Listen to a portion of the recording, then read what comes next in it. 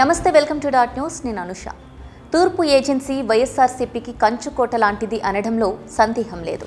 రంపచోడవరం కేంద్రంగా ఉన్న ఈ నియోజకవర్గంలో గత 2 ఎన్నికల్లోనూ వైఎస్ఆర్సీపీ ఘన విజయం సాధించింది. ఈసారి కూడా ఫ్యాన్ గిర్రున తిరుగుతుందని అక్కడి ప్రజలే చెబుతున్నారు. నాగులాపల్లి ధనలక్ష్మి హ్యాట్రిక్ ఖాయమని తేలిపోయింది. ఇక టీడీపీ అభ్యర్థి ప్రచారానికి వెళ్లినప్పుడు ఎక్కడా ప్రజల నుంచి స్పందన లేకపోవడంతో ఓటమిని ఖాయం చేసుకున్నారు. భౌగోళికంగా తూర్పు ఏజెన్సీ మిగిలిన ప్రాంతాల కంటే భిన్నంగా ఉంటుంది. తూర్పుగోదావరి జిల్లా రాజమండ్రి నగరానికి 55 కిలోమీటర్ల పరిధిలో రంపచోడవరం డివిజన్ కేంద్రం ఉంటే, విలీన మండలాలైన చింతూరు, ఎటపాక, కూనవరం, విఆర్పురం మండలాలు ఏకంగా 150 కిలోమీటర్ల దూరంలో ఉంటాయి. జిల్లా పరంగా ఈ నియోజకవర్గం అల్లూరి సీతారామరాజు జిల్లా పరిధిలోకి వచ్చినా ఎక్కువగా రాజమండ్రినే దగ్గరగా ఉన్న ప్రధాన నగరంగా పరిగణిస్తారు.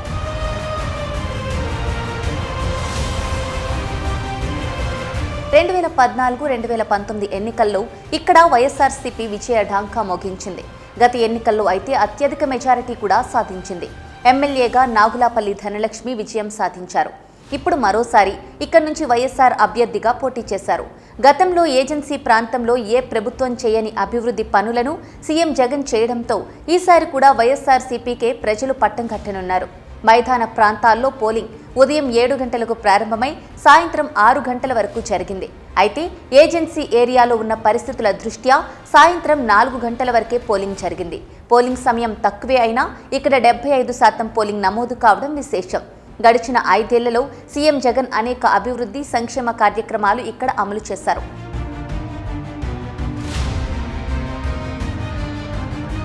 ప్రధానంగా కొండపోడు సాగు చేసుకునే గిరిజనులకు పట్టాలు అందించడం ప్రధానమైన అంశంగా చెప్పొచ్చు. దీంతో పాటు ఏజెన్సీలో విస్తృతంగా లింకు రోడ్లు నిర్మించారు.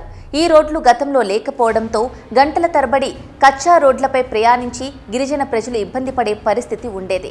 దీంతో తమ కోసం ఎంతో చేసిన వైఎస్ జగన్ను మరోసారి అధికార పీఠం ఎక్కించేందుకు తమ వంతుగా ఏజెన్సీ వాసులు వైఎస్ఆర్సీపీకి సంపూర్ణ మద్దతు పలికారనడంలో ఎలాంటి సందేహం లేదు. గతంలో వైఎస్ఆర్సీపీ తరపున గెలిచి టీడీపీలో చేరిన వంతెల రాజేశ్వరికి ఆ పార్టీ నాయకత్వం వెన్నుపోటు పొడిచింది. మిరియాల శిరీషను టీడీపీ అభ్యర్థిగా నిలిపింది.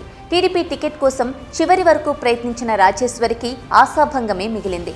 దీంతో ఆమె పచ్చపార్టీ ప్రచారానికి దూరంగా ఉండిపోయారు. ఇక టీడీపీ అభ్యర్థి శిరీష ప్రచారానికి కూడా ప్రజాస్పందన అంతంత మాత్రంగానే లభించింది. వైఎస్ఆర్సీపీ అభ్యర్థి నాగులాపల్లి ధనలక్ష్మి ఏజెన్సీలో ఏ మూలకు వెళ్లినా ప్రజల నుంచి అపారమైన ఆదరణ లభించింది. ధనలక్ష్మి హ్యాట్రిక్ ఖాయం అనే అభిప్రాయాలు ఏజెన్సీలో వ్యక్తమవుతున్నాయి.